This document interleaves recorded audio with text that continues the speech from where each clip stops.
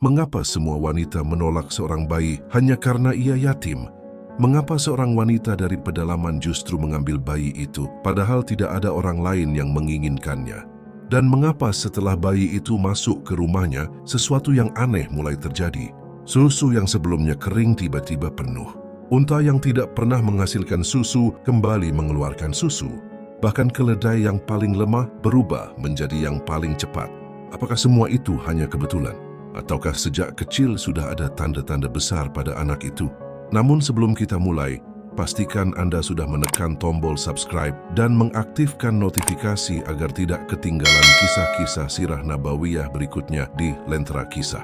Beberapa tahun sebelum kenabian, Jazirah Arab pernah mengalami masa yang sangat berat. Di wilayah pedalaman yang ditempati oleh kabilah Bani Sa'd bin Bakr, hujan hampir tidak turun dalam waktu yang lama.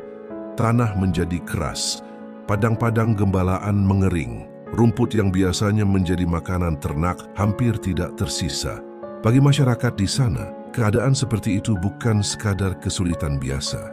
Kehidupan mereka sangat bergantung pada ternak. Kambing dan unta bukan hanya sumber makanan, tetapi juga penopang seluruh kehidupan keluarga. Tahun itu dikenal sebagai tahun yang sangat keras. Dalam riwayat diceritakan bahwa kekeringan itu hampir tidak menyisakan apapun bagi mereka. Di tengah keadaan seperti itu, ada satu kebiasaan yang telah lama dikenal di kalangan masyarakat Arab, khususnya di kota Makkah. Banyak keluarga Quraisy yang baru memiliki bayi biasanya menyerahkan anak mereka kepada wanita dari kabilah pedalaman untuk disusui dan dibesarkan beberapa tahun di sana. Tradisi ini sudah berlangsung lama. Ada beberapa alasan mengapa mereka melakukan hal itu. Udara di pedalaman dianggap lebih bersih dan lebih sehat bagi bayi. Anak-anak yang tumbuh di lingkungan gurun biasanya memiliki tubuh yang lebih kuat. Selain itu, bahasa Arab yang digunakan oleh kabilah-kabilah pedalaman dikenal lebih fasih dan lebih murni.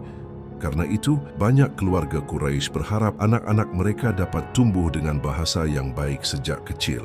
Bagi para wanita dari kabilah pedalaman, pekerjaan menyusui ini juga membawa harapan. Hubungan antara keluarga bayi dan keluarga penyusu seringkali tidak berhenti setelah masa penyusuan selesai. Dalam masyarakat Arab, hubungan persusuan melahirkan ikatan sosial yang kuat. Seorang anak yang pernah disusui biasanya tetap memiliki hubungan baik dengan keluarga yang merawatnya. Di masa depan, hubungan itu bisa membawa kebaikan bagi kedua keluarga. Karena itulah, setiap tahun para wanita dari kabilah pedalaman datang ke Makkah untuk mencari bayi yang akan mereka susui. Mereka biasanya datang dalam rombongan. Di antara rombongan wanita yang berangkat pada tahun itu, ada seorang wanita dari Bani Sa'd bernama Halimah binti Abi Dzu'aib. Ia berangkat bersama suaminya. Bersama mereka ada seorang bayi kecil yang masih ia susui. Halimah sendiri kemudian menceritakan keadaan mereka ketika meninggalkan kampung halaman. Ia berkata bahwa mereka keluar bersama beberapa wanita dari Bani Sa'd bin Bakr untuk mencari bayi susuan di Makkah. Namun perjalanan itu terjadi pada tahun yang sangat kering. Halimah menunggang seekor keledai betina berwarna pucat. Keledai itu sangat lemah, langkahnya lambat, tubuhnya kurus. Selain itu, mereka juga membawa seekor unta tua milik keluarga mereka. Namun unta itu tidak menghasilkan susu sama sekali. Kesulitan mereka bahkan terasa pada malam hari. Bayi kecil Halimah sering menangis sepanjang malam karena lapar. Ia ingin menyusu, tetapi susu di dada Halimah hampir tidak cukup untuk mengenyangkannya. Sementara unta mereka juga tidak memiliki susu yang bisa membantu memberi makan. Malam-malam mereka sering dilalui tanpa tidur yang tenang. Tangisan bayi yang kelaparan membuat mereka terjaga hampir sepanjang malam. Namun dalam keadaan seperti itu, mereka tetap memutuskan untuk berangkat menuju Makkah. Mereka berharap perjalanan ini membawa jalan keluar dari kesulitan yang sedang mereka alami. Rombongan wanita dari Bani Sa'd itu akhirnya bergerak menuju kota Makkah. Namun perjalanan Halimah terasa lebih berat dibandingkan yang lain. Keledai yang ia tunggangi berjalan sangat lambat. Sampai-sampai rombongan mereka beberapa kali harus menunggu karena hewan tunggangannya tertinggal di belakang. Ia sendiri merasa tidak enak kepada rombongan karena keledainya memperlambat perjalanan mereka. Tetapi mereka tetap melanjutkan perjalanan itu sampai akhirnya tiba di Makkah. Setelah rombongan wanita dari Bani Sa'd tiba di Makkah, mereka segera memulai tujuan utama perjalanan mereka. Mereka mendatangi rumah-rumah keluarga Quraisy, mencari bayi yang akan mereka susui. Setiap kali mereka ditawari seorang bayi, mereka akan menanyakan terlebih dahulu tentang keluarganya. Siapa ayahnya? Bagaimana keadaan keluarganya? Di antara bayi-bayi yang ditawarkan kepada mereka saat itu, ada seorang bayi dari keluarga Bani Hashim, namanya Muhammad. Namun ketika para wanita itu mendengar satu hal tentang bayi tersebut, mereka mulai ragu.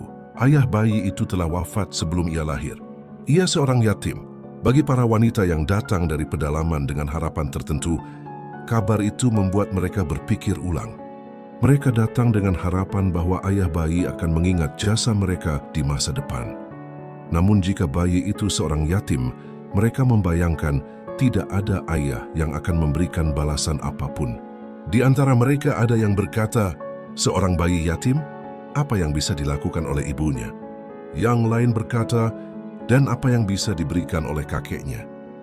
Karena itu, setiap kali bayi Muhammad ditawarkan kepada salah satu dari mereka, mereka memilih menolaknya.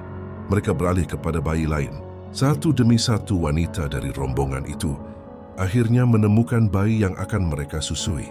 Masing-masing membawa seorang bayi.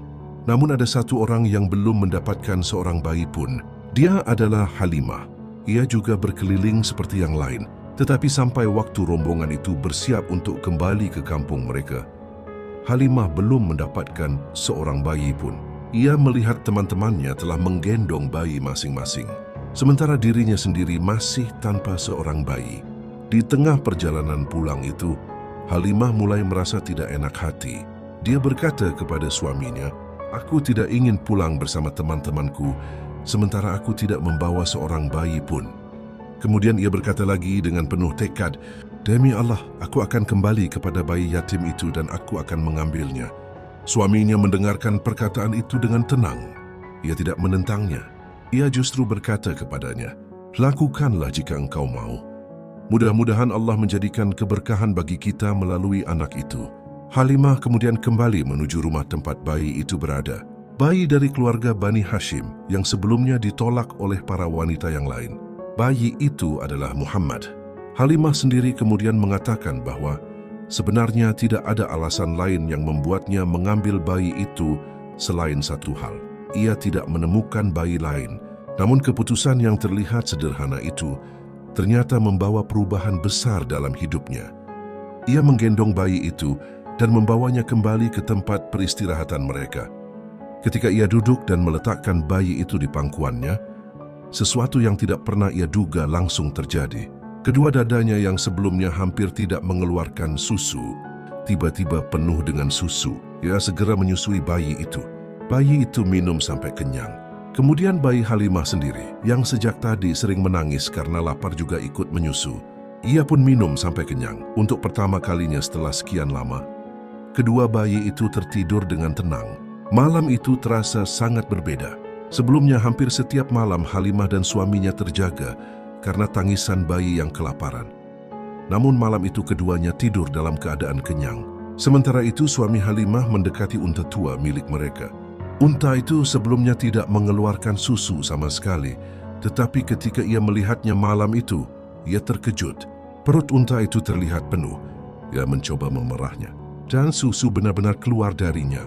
Ia memerah susu itu sampai cukup. Ia minum darinya dan Halimah juga minum. Keduanya minum sampai merasa kenyang. Ketika pagi tiba, suami Halimah berkata kepadanya, "Demi Allah, wahai Halimah, engkau telah mengambil seorang anak yang membawa keberkahan."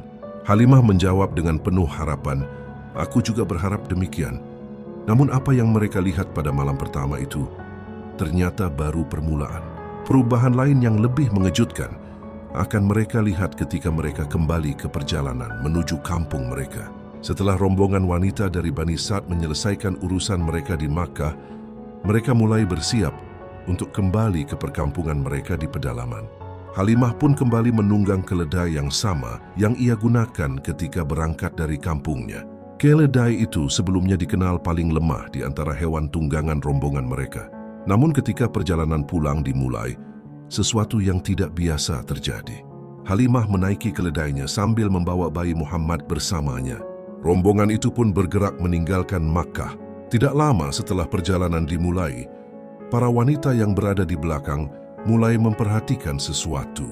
Keledai Halimah yang sebelumnya paling lambat, justru sekarang berjalan sangat cepat. Bahkan ia berjalan mendahului hewan tunggangan milik mereka yang sebelumnya jauh lebih kuat. Keledai itu terus melaju. Wanita dari Bani Sa'd yang melihat hal itu mulai memanggil Halimah dari belakang. "Wahai putri Abu Zu'aib, pelanlah sedikit, tunggu kami." Mereka hampir tidak percaya dengan apa yang mereka lihat. Salah seorang dari mereka kemudian berkata dengan heran, "Bukankah ini keledai yang dulu engkau tunggangi ketika kita berangkat dari kampung?" Halimah menjawab, "Benar, demi Allah ini memang keledai yang sama." Para wanita itu semakin heran. Demi Allah, pasti ada sesuatu yang berbeda pada hewan ini. Perjalanan itu pun terus berlanjut menuju wilayah Bani Sa'd. Rombongan itu akhirnya sampai kembali di wilayah Bani Sa'd bin Bakr. Keadaan negeri itu masih sama seperti ketika Halimah meninggalkannya. Tanah tetap kering, padang gembalaan tetap gersang, rumput hampir tidak terlihat di banyak tempat. Kekeringan masih melanda daerah itu.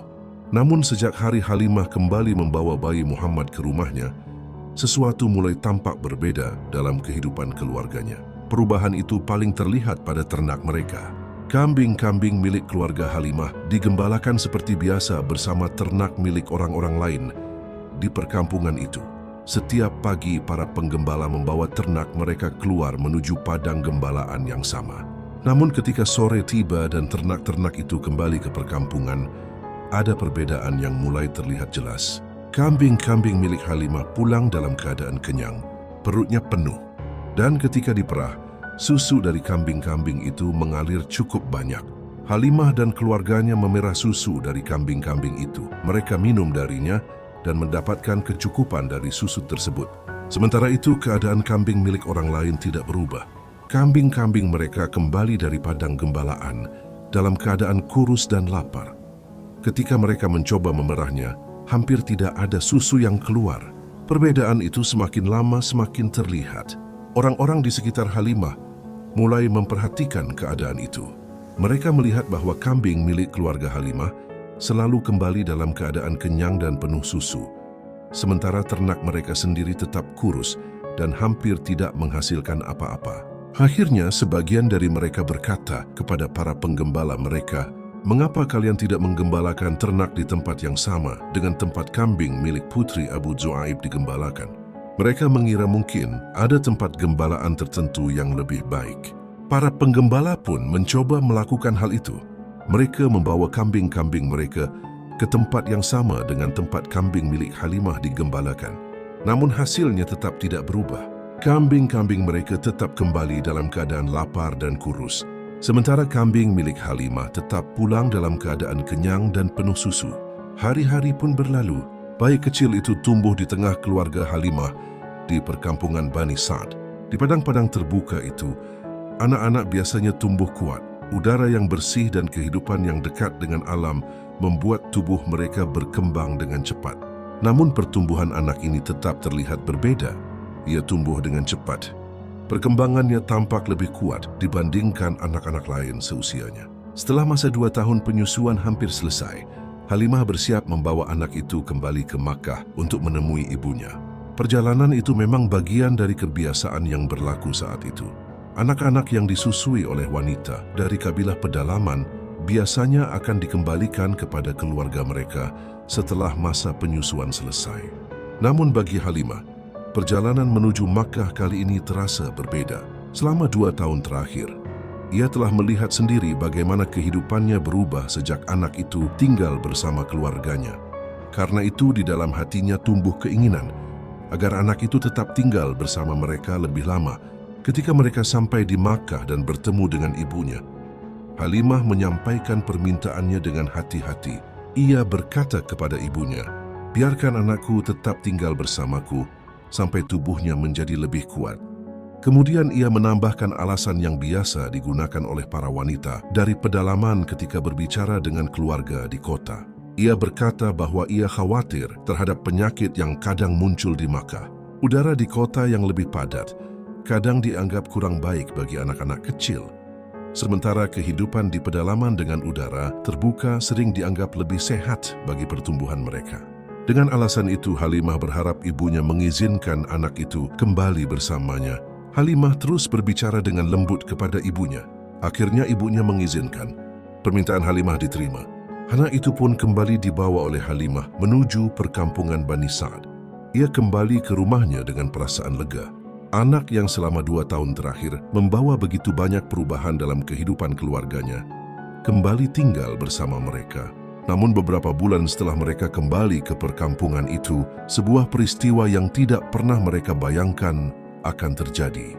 Peristiwa itu akan membuat Halimah dan keluarganya sangat terkejut. Dan peristiwa itulah yang akan menjadi bagian penting dalam kisah masa kecil Nabi. Demikian kisah masa kecil Nabi Muhammad ketika tinggal di perkampungan Bani Sa'ad bersama Halimah. Sebuah kisah yang menunjukkan bahwa bahkan sejak masa kecilnya, sudah ada tanda-tanda keberkahan yang menyertai hidup beliau. Pada episode berikutnya, kita akan membahas peristiwa yang jauh lebih mengejutkan. Kejadian pembelahan dada Nabi ketika masih kecil. Jika Anda ingin terus mengikuti kisah sirah nabawiyah yang disusun dari riwayat-riwayat klasik, jangan lupa subscribe, bagikan video ini, dan tuliskan pendapat Anda di kolom komentar. Sampai bertemu di kisah berikutnya di Lentera Kisah.